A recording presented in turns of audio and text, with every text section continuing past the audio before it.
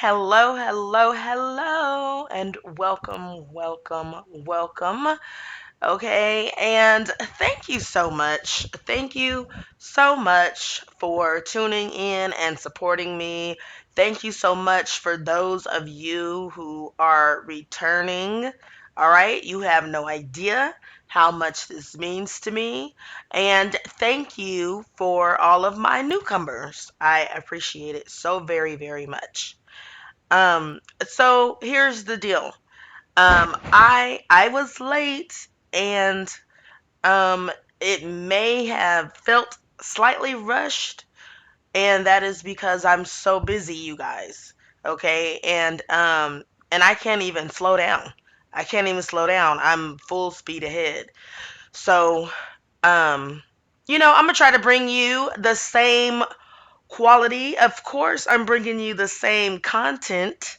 All right. But I don't even think I welcomed you guys in the last video. So, welcome, welcome, welcome. Okay. And thank you so much for tuning in to me. Please remember to click like, okay? And subscribe.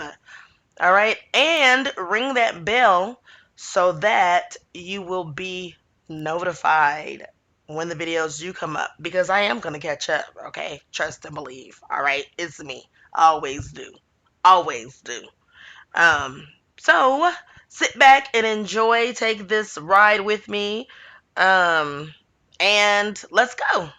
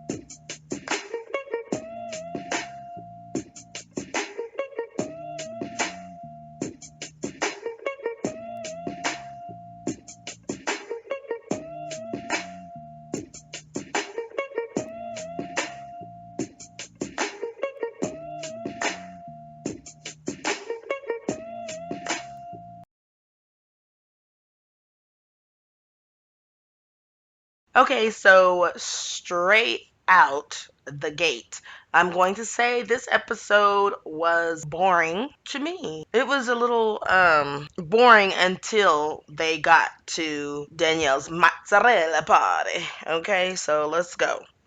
And this is the Real Housewives of New Jersey, season 13, episode 2. Okay. Recap and what review? Now, they continue where they left off at, which is at Dolores's charity sexy man calendar photo shoot. And Dolores and Jen are wrapping up their argument. And so let me say again and remind you guys that since there is a Jennifer Fessler on here, which is Margaret's Jewish friend, I will be referring to her as Jennifer, and our original Jennifer Aiden will be referred to as Jen. Okay, so this was probably the last time I'm gonna say it, but I just wanted to remind you guys. All right, and let any newcomers know. All right, so Dolores, and also sometimes I'll say Dolo for Dolores. All right, so I know my sagies are smart enough to catch on, but I just want to say it one more time. And also Margaret's husband is Joe, and Melissa's husband I refer to as Joey. Okay, now that'll be the last time I remind you guys. All right, let's go. So, again, Dolo and Jen are wrapping up their argument that Jen called Dolo an old effing handbag. Okay. And at first I was like, I mean, you know what?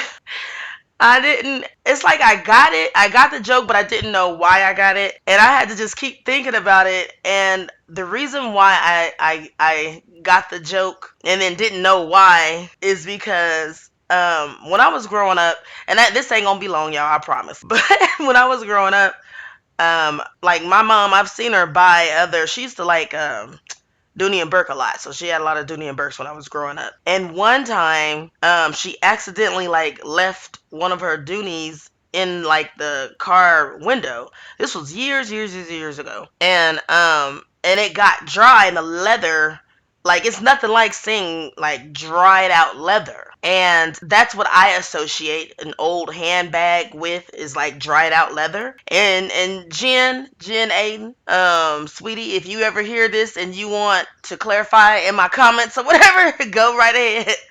But I'm just talking about my experience and why I got it and couldn't remember why, but that's because I had to jog my mind back that far. And I think with Dolores's skin tan, the tan that she has, I believe that Jen was referring to like her skin looks like old leather. That's what I believe the connection with, she looks like an old fucking handbag. That's what I feel like the connection is. Now, I did laugh just because, it was funny. It was funny. But I do think Jen overdid it. I do. And I said it in the last review too. She overdid it. She did way too much. It was unnecessary. It was unnecessary. She needs some of that zen that I was gonna say zen win. She needs some of that zen that Teresa got. Okay, and I saw Teresa trying to calm her down too. Well, that comes later. That comes later. All right. So anyway, and then Bill in the car tells Jen that her expectations of her friends are high. Now, I instantly got that too. Because I had to learn, and I am still on a friendship learning journey. And what I mean is that some of my friendships were unbalanced. Like I was doing more giving than they were receiving. And when I needed them, they did not. They did not reciprocate. And I'm like, wait a minute. Anytime you need me for whatever reason, whether it's money, a ride, babysit, whatever. Okay, whatever. I'm there. I could even be asleep, wake up and go, okay. But yet, I ask one little favor within the realm of favors that I've given, and it's an instant no. And I was like, And that happened one too many times with a couple of friends. So I eliminated some, and then others that I chose to keep, I made sure that the giving and receiving was even. And so even once I did that, I had to deal with that friend still beginning to be upset with me because I started saying, what? No. Okay. I started saying no. The answer started being no. So we can even this out, okay? I can only do for you and sacrifice for you however much you're willing to do for me or sacrifice for me or give me, And the way my analogy is, and you guys have to forgive me after I tell y'all my analogy, we gonna get back to it, but just sit back, relax, and kick off your shoes and listen to me break this down all the way. So my analogy was, it's like a jar, okay? And the person makes deposits, puts, energy into that jar. I can no longer give more than what is put in the jar. So I can give what's put in that jar, but that's where we stop at, okay? Because if it was liquid, all you can drink is what's in that jar. You can't, you know what I'm saying? After the liquid is gone, it's what? Nothing. It's air, okay? Okay, so anyway, so I got Bill instantly when he said that you have high expectations of your friendship. And that has to be because we do go into a friendship expecting them to give the same in return, period. Okay, that's just a real and natural thing. And you are extremely disappointed when it turns out that they're not, and reality slaps you in the face. But what I don't understand is where the breakdown of the friendship is exactly with Dolores and Jen. Like, where is it that Jen gave so much and Dolores didn't give enough? But I do understand that Jen is upset that she called her a see you next Tuesday, because some women they don't want to be. That is a big deal. Okay, whether we understand it or not, that's a big deal. All right. To some women, and apparently for her it was a big deal, and so within their culture, I'm sure, or whatever, that's a big deal. So since that's a big deal, then no, she should have been called that. All right, moving right along. Cut to Teresa talking to Louie's assistant about her 200 guests and the fresh flowers in a box for her invitation. Now, you guys are looking at her invitations right now. They were absolutely gorgeous. I now see why Ramona was compelled to put a message online about how the invitations were so gorgeous. Because they were. Okay? And when I first saw them, at first I was like, because I had to watch it again. So I didn't catch her saying fresh flowers. So when I saw them, I was like, oh, that's probably not glass. Maybe that's some kind of a plastic that looks like glass. Because not only would that be cheaper, but also safer. You know what I'm saying? And then I was like, oh, those flowers are probably fake flowers, but like a high quality of fake flowers, silk flowers, because they look good, they look real, so they are a high quality fake flower. I had already was like sizing it up. Excuse me, you guys. And then, come to find out that those flowers were fresh flowers, okay? And Danielle was smart to recycle them and put them as a centerpiece. To which it's funny because before she announced that she recycled it and used it as a centerpiece. When they showed her doing it, it's just like she took it out the box and put a candle in the middle of it. And I recognized those flowers and I was like, those look like Teresa's invitation flowers. And I'm like, did she go to the same florist and order some for this occasion? And I said, or did this bitch use them same flowers? And so then, of course, 2 minutes later, she announces that she reused the flowers and it's the center of the table. And that was cute. That was cute. That really was cute. I was like, that's cute, girl. All right. So anyway, the invitations were absolutely gorgeous. And since I'm chow on those flowers being real and fresh and not fake as I thought, then I also could be wrong and that could be glass. The what the invitation is written on, that could be real glass, okay? But it was gorgeous nonetheless, no matter, whether whatever. It was gorgeous to me. All right, moving right along. All right, now here we go again. Melissa and Joey are talking about Teresa and Louis. Apparently, Melissa and Teresa has to present an award together in LA, and they cut to Melissa's confessional where she says Teresa keeps smacking him in the face because she doesn't like his wife. Like, she won't even let him walk her down the aisle. Now, quite honestly, now that Melissa said that, I wonder if that's what's really bothering him, okay, being Joey, that he can't play a major role in her wedding. I don't know, but what I do know is that Joey and Melissa, their lack of a storyline, okay? Their lack of a storyline is beyond me at this point. They deserve an award for surviving this long without a storyline. They're the only ones I see doing it and getting away with it this long. Now, Teddy was fired for lack of storyline and being boring on the Beverly Hills franchise, and Cynthia is gone from the Atlanta franchise for the same thing. Now, how long will Bravo allow these two to skate by without a real storyline? They know they skating by, which is why on the very first episode they had a skating party to show them how well they can skate on by. And to that I say goodbye. We cut to Jen's house and she's greeting Danielle, who is Teresa's friend of the show, but she, is beyond friends. She's an actual housewife, holding her hip. Okay, that's what they hold, they hips. And Jen and Danielle have a play date, and the kids are cute. The kids kind of are similar in age. And the ladies agree that they have similar personalities. Jen calls Teresa on FaceTime and asks about the meeting with Marge, and she says it went fine. And we learn that Laura is Marge's ex-best friend who reached out to Jen and Teresa to tell them that Marge really does take her time to find out everything about this group of ladies. Now, with that being said,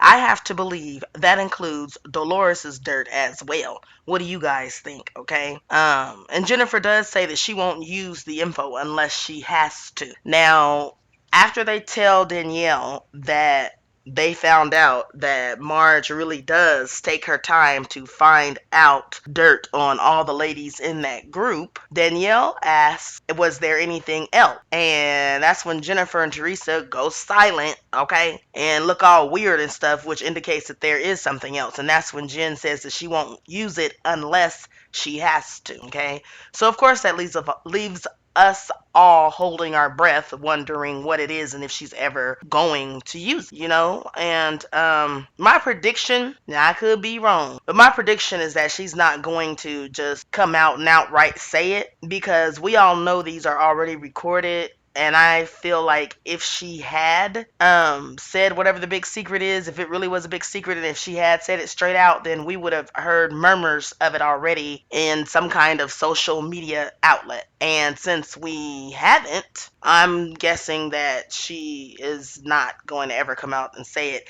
And it reminds me of, well, first of all, I'm going to say at this point, now, okay, because I could be wrong, but at this point, I'm doing a lot of guessing. So I don't believe that she ever comes straight out and says it. Not to say that she may never hint to it, but since it has not come out in social media, no murmurs of anything, that's what I'm basing it on. And it reminds me of the time on Real Housewives of Beverly Hills 2 seasons ago when Erica Jane allegedly whispered something horrific in Sutton's ear that made Sutton jump up and leave that table. And she told the producers in her confessional that she would never tell us what she whispered in her ear. And she had been on Watch What Happens Live. She didn't say it. She made it through all 3 of the reunions and she didn't say it. And even till this day, we don't know. As the audience, we do not know what that horrific thing was that Erica Jane whispered in Sutton's ear. Now, I know it was something, simply because even though we didn't see her whisper anything in her ear, Erica Jane never denied whispering something horrible in her ear. But Sutton stuck true to her word, and she never said it. And I'm going to be honest, I was irritated with that, because you are on a reality television show. You better tell us what your reality is, what she whispered in your ear. So anyway, this is what is given to me, that Jennifer really didn't actually ever come out and say it directly anyway. And if you notice, I keep saying she didn't say it directly because she may hint around to it. Because Jen, to me, she's a hinter and just wants you to get it. But then we'll back up and say, but I never said it. You know, that kind of thing. But anyway, moving right along. Then they cut to Rachel, who is the new one on the show. Rachel is Marge's friend. Well, no, the Jennifer Flesser is Marge's friend. Anyway, Rachel is somebody's friend. Oh, Rachel is Melissa's friend. And honestly, I'm not interested in her. That I'm gonna give her a chance. But so far, she's been boring. And even her daughter says it at the table. Her daughter looks like she's 3 years old, and she starts yelling at the table. And Rachel says, "Are we boring you?" And she says, "Yes." And I'm like, "Girl, I'm with you. Okay, I'm with you. Okay." The only reason I did not fast forward is because I am reviewing. Because I'm going to tell y'all the truth. I'm going to keep it real. On shows that I don't review, if somebody's boring to me, I will fast forward past their part. And I'm not ashamed to say it. But I'm reviewing them. When I'm reviewing people or the show, I don't fast forward. I painstakingly watch their boring ass. She was boring.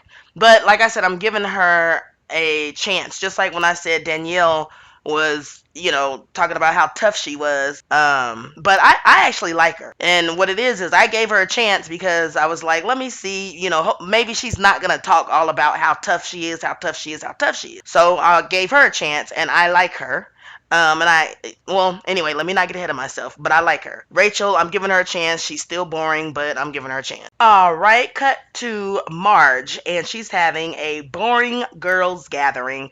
She's invited Jackie, Dolo, Melissa, and Jennifer. Not Jen, but Marge's Jewish friend, Jennifer Fessler, who never misses a chance to tell us that she is Jewish. Which there's nothing wrong with being Jewish. I just don't get why she constantly insert that I'm Jewish, we do this. I'm Jewish, we believe that.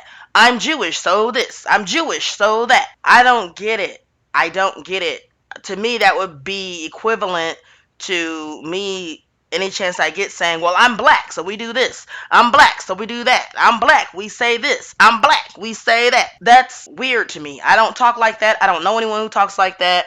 I really haven't seen that much insertion in normal conversation of what your culture is or what your background is. That's weird. But then I don't know. Is it equivalent to when Dr. Wendy first came on Real Housewives of Potomac, her first season, and she kept saying she was a doctor with 4 degrees, 4 degrees, 4 degrees? We got sick of that. I got sick of that.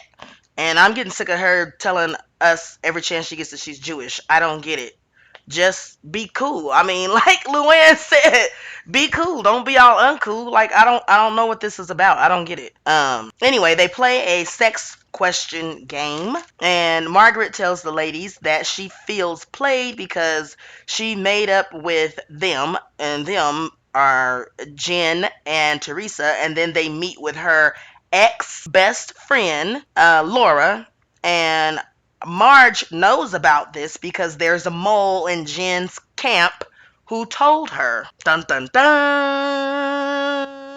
All right, who's the mole? Cut to Dolores and Paulie at his house. Dolores admits she's turned into a softie with him, and that's because she has him as a screensaver. She has her phone cover is her and him, and so she's like, I'm doing everything that I used to make fun of, and so he made her a soft. Anyway, so she does say that he makes her feel welcomed at his house. The camera then pans around his house and we see a sign that I'm going to insert right here. But there's a sign behind some guitars that says, "Dreams don't work unless you do." Okay. Okay. I love that quote. Polly says, despite the Jen drama, he had a good time meeting the guys. He said he worked out more and extra, okay, did reps because he thought Frank would be there. And he said that Frank is more bothered by his presence than he is about Frank's presence. Dolores says it's because Frank does not like change. And I can see that being true because, truthfully, you guys, I can't imagine any of these Italian men liking change. Can you? Let me know in the comment. Is if there's, out of all of the Italian men guys on this show, who do you think would be most likely to accept change? Now, see, I would say Jackie's husband, Evan, but he's not Italian. He's Jewish. Well, you know what? I'm assuming he's Jewish because Jackie is Jewish, but I don't know if he's Jewish. But anyway, I don't think he's Italian. Put it like that. So that probably wouldn't count. But drop down in the comments and let me know what you guys think. Which one of the New Jersey husbands would most likely be able to accept change? Because I really can't imagine any of them being, able to easily accept change. Moving right along. Cut to a good old Bravo montage of the ladies receiving Teresa's wedding invitation. Everyone is ecstatic except two couples. The first non-ecstatic couple is Rachel and her husband, who thinks it's weird to get an invitation because they just met them. Rachel says to him, it's a nice gesture. He may not fully understand how filming on Real Housewives work. Okay? That's all I'm going to say about that. It's not weird for you to get an invitation sweetly. Anyway, then the second couple, of course, is none other than Melissa and Joey, and they seem to be bothered by their invite. I mean, this is Melissa's face. While discussing it, she's rolling her eyes. And I'm like, okay, sister-in-law and brother, I mean, they seem so angry. And it makes me want to channel Renna from Beverly Hills in this moment when she told Denise Richards, ooh, you're so angry. Okay?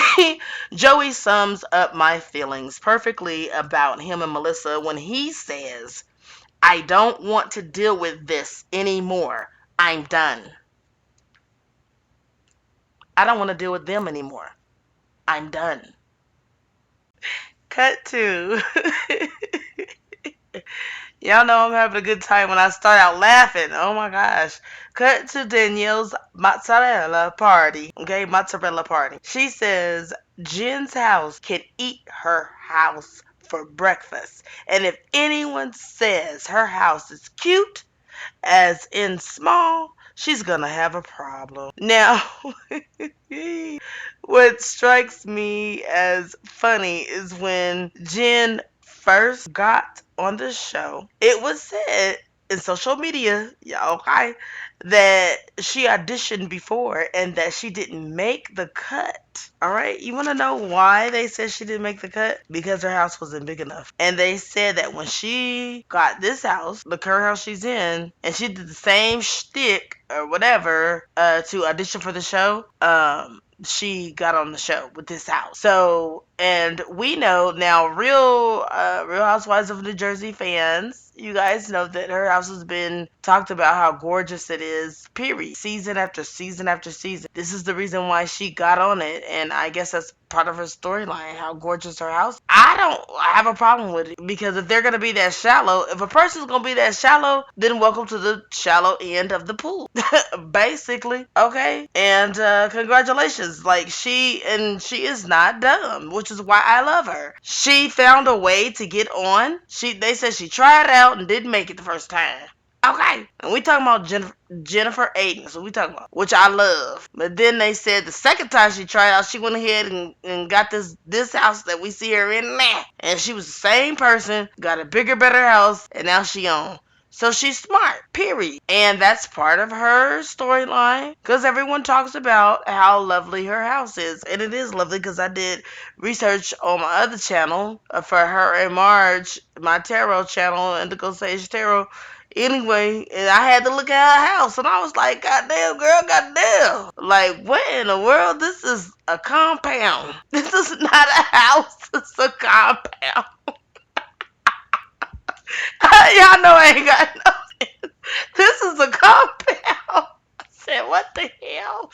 Compound minus all the people. But it's ready to be a shit. That'll be the safety net, safety place I go to. I don't know. I'm like, girl, all this and all of this and all of this and all of this and all of this times 10 more. I ain't got the strength to keep going. All right, anyway. So Danielle walks into there and she was like, she could eat, her house could eat my house for breakfast. But at this point, we're at the mozzarella party where Danielle says, despite all of that, she said, bet not nobody walk in talking about my house is cute. So far as cute, it's little. And I was like, bitch, that's me. Bitch, that's me. First of all, well, it's me in a faraway land because I never think about what anybody would think about my house because I don't give a fuck about what nobody thinks about my house. Okay? So that's just honest to God truthfulness. I don't give a fuck what nobody think about my house. So I never think about what anybody thinks about my house. Okay? So when I have to review these, I gotta try to get into how they feel. So she's saying, but I nobody walk in saying that my house is cute so far as it's little. So the first person that comes to the door, and you know they all giving a call time. This is why this is an educational video, cause I'm letting people know that do not know. Everyone's giving a call time. So Dolores comes first, and she's happy with that, and that's cool. We happy with that too. Whatever. And the first thing Dolores says is, "This is cute."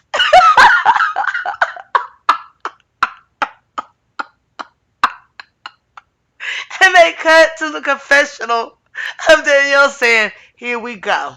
But it was funny because I know she didn't mean here we go. But that's why I was just like, girl, you don't even have any idea about what actually is getting ready to pop out later. This ain't even about the size of your house. You don't have to worry about the size of your house. Trust and believe that's not what's getting ready to pop off, sweetie. Have you ever watched this show? Or did you just, or actually, like, did you at least watch last season? Because, who was it that said they got on the show and didn't watch not one episode? I cannot remember, but there's at least two housewives in the housewives hemisphere where they said they got on and didn't watch not one episode of the show. There's like two of them. And I can't remember. But I mean, if you guys can find it or remember it being said, you can drop it down in the comments below. But I know it exists. I know it's out there, but I ain't got time to be trying to find that. So moving right along. All right. So Marge asks Jen to talk about why she chatted with her ex best friend and she doesn't feel like their makeup was genuine. Marge says Jen is paranoid and needs help and tells Jen she has issues with Dolo, to which Jen says Dolo has issues with me and she doesn't care. And Dolo runs over to Jen to confront her. They're both talking at the same time. Teresa is put in the middle. Jennifer Fessler tells them that neither one of them are owning their part.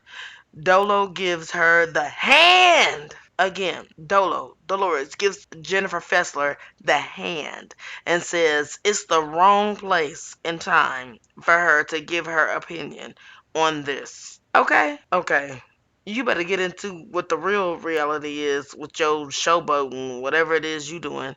So then the Jennifer Fessler bites cheese like a crazy person. She bites cheese like a crazy person. And then that becomes memes and shit. That's weird to me. I don't know what that is. But she bites cheese like a crazy person as if she's never ate cheese before. And I don't know how this is cute. Anyway, Teresa says she knows they both want an apology from each other. Jen says, well, at this point they separate. And Jen is talking to Teresa, and Jen says, don't seat me next to Dolo. Teresa tells the group she won't have seating arrangements at her wedding. Marge instigates that Teresa has problems with seating arrangements. Cue the Teresa and Melissa argument. Melissa says Teresa is lying and purposely didn't have them at the same table. All this is going on while Marge is smiling. Melissa says she's tired of Teresa saying family, family, family. Okay, I am going to catch up.